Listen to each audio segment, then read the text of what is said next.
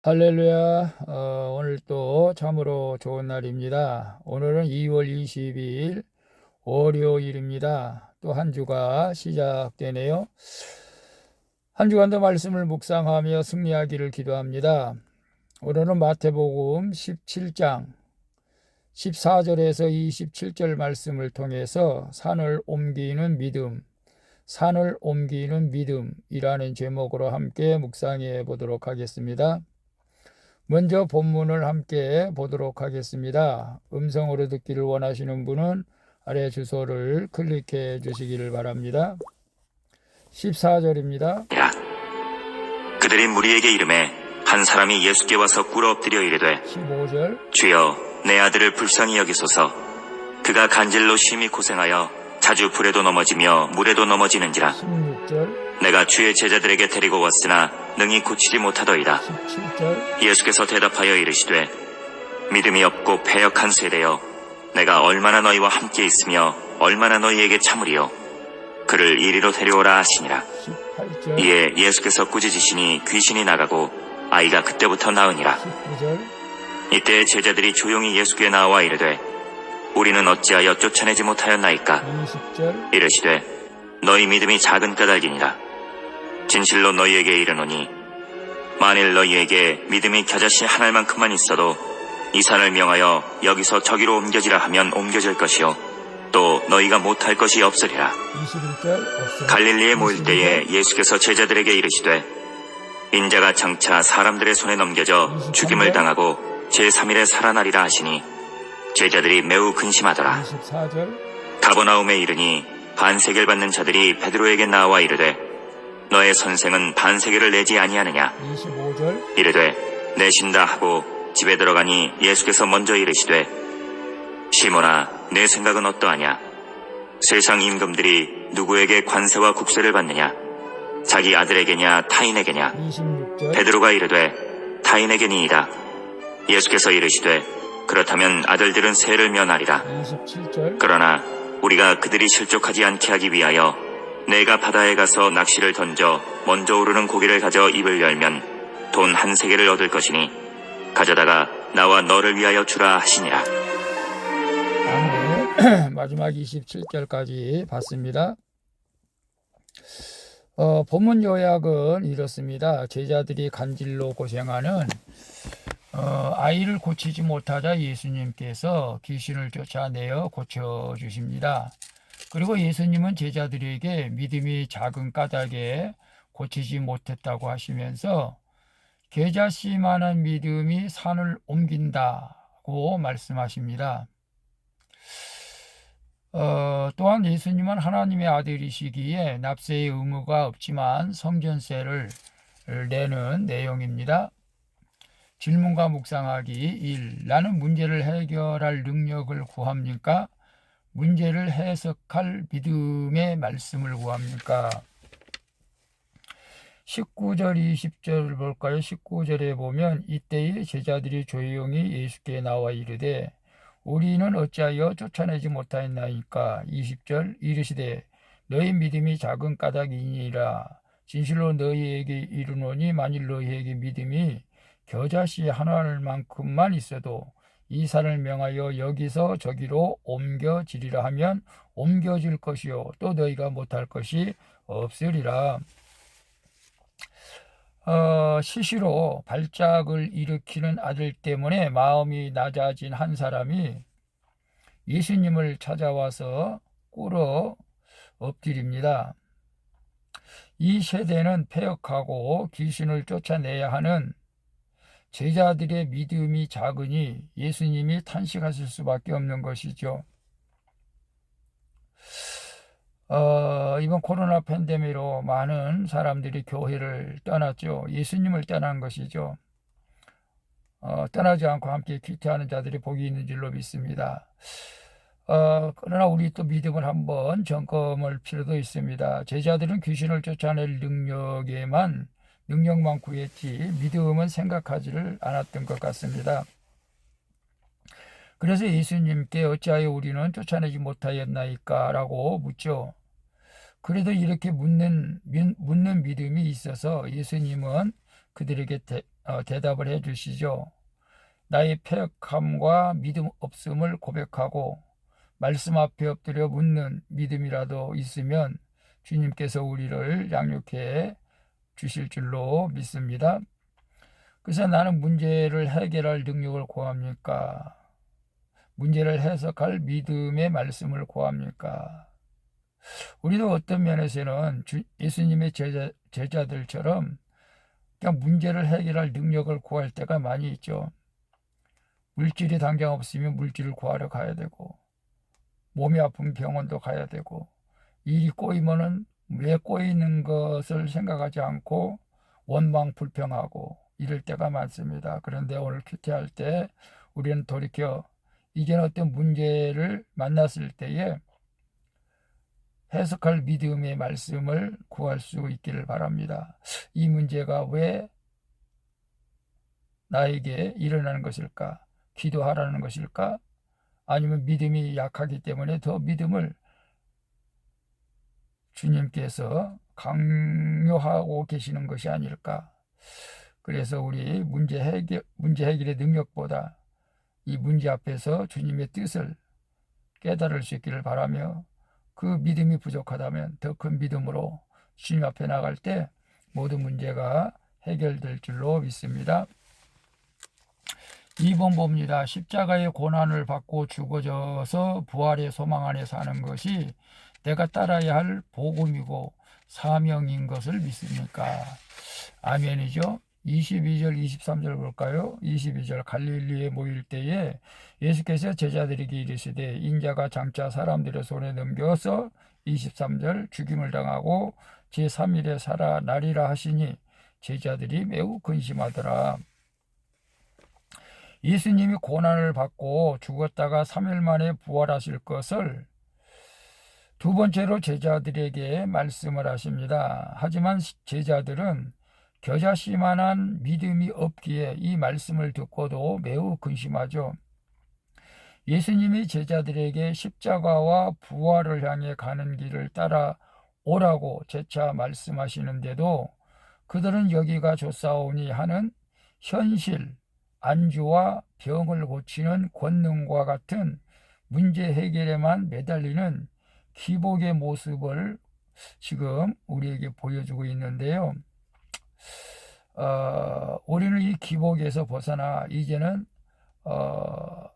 주님이 말씀하신 것처럼 겨자씨만한 한 믿음을 가지고 내가 낮아지고 죽어지는 믿음으로 날마다 부활을 경험할 수 있기를 축복합니다. 그래서 십자가의 고난을 받고 죽어져서 부활의 소망 안에 사는 것이 내가 따라가야 할 복음이고 사명인 것을 믿습니까? 그래서 아멘이죠. 우리가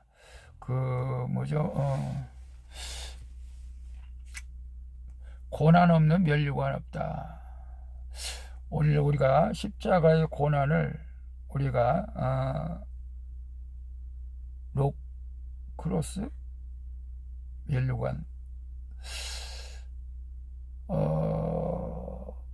고난을 통해서 우리가 부활의 영광을 맞이하게 될 줄로 믿습니다. 그래서 힘들고 어렵더라도 지금 앞으로 경제가 더 어렵고 사는 것이 더 힘들고 사업하시는 분은 더 어렵고 또 대출 받아서 또 집을 장만하는 분들도 어렵고 여러 가지 어려운 문제가 많이 있을지라도 오늘 우리가 그 고난을 믿음으로 극복할 수 있기를 축복합니다. 3번 봅니다. 복음을 전하는데 불필요한 걸림돌이 되지 않도록 세금 납부 등 나의 의무를 잘 이행하고 있습니까?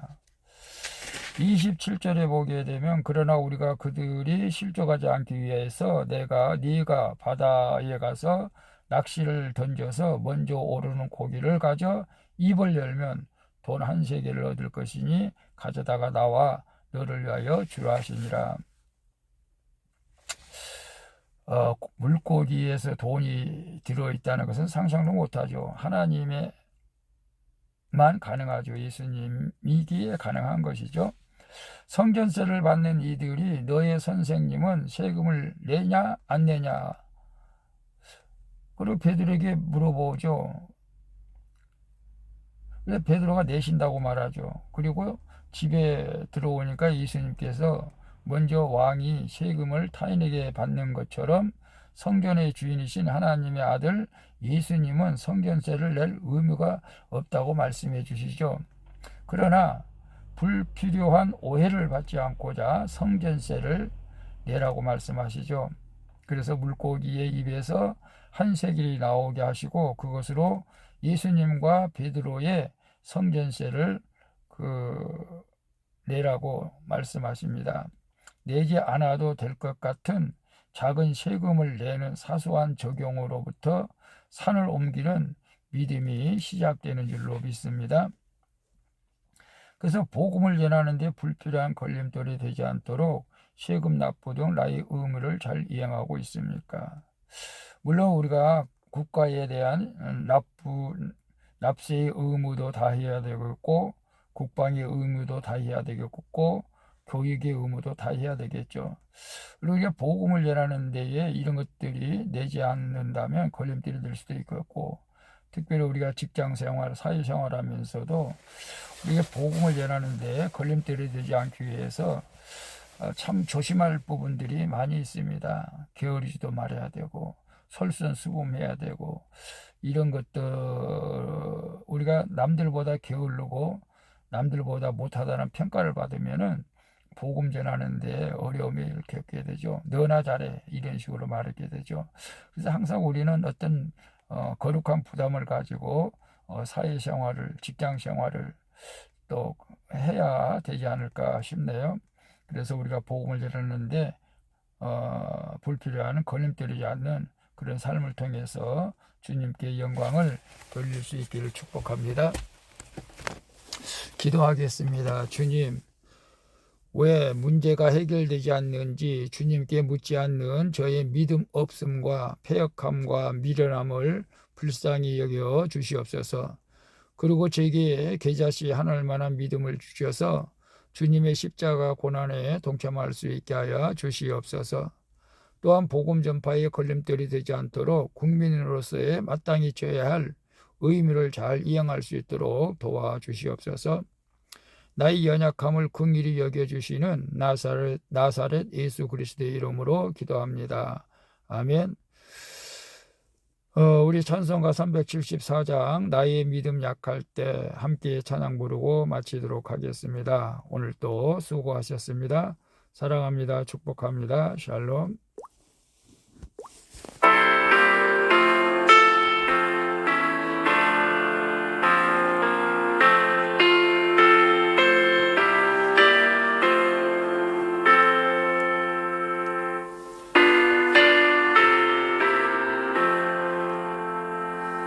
나의 믿음 약할 때 주가 붙드네. 나도 나를 꾀일 때 주가 붙드네. 나를 붙드네. 나를 붙드네. 사랑하는 나의 주 나를 붙드네.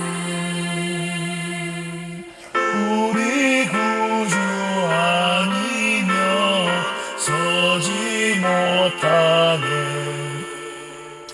나의 사랑 찍을 때 주가 붙드네.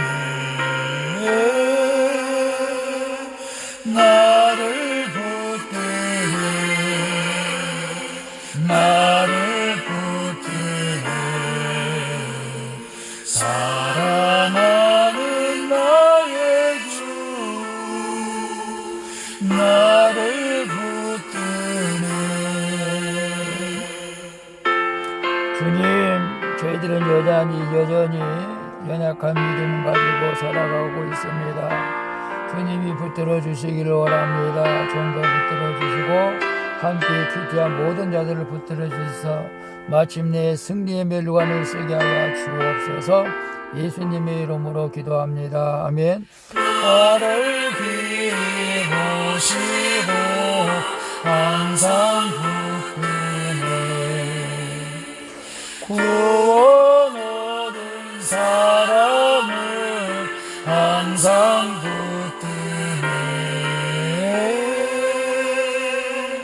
나를 붙드네.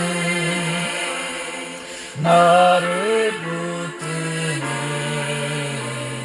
사랑하는 나의 주 나를 붙드네. 나의 영혼 약할 때에 주가 붙드네. 피를 흘려 샀으니 주가 붙드네. 나를 붙드네. 나를 붙드네. 사랑하는 나의 주 나를 붙드네. 아멘.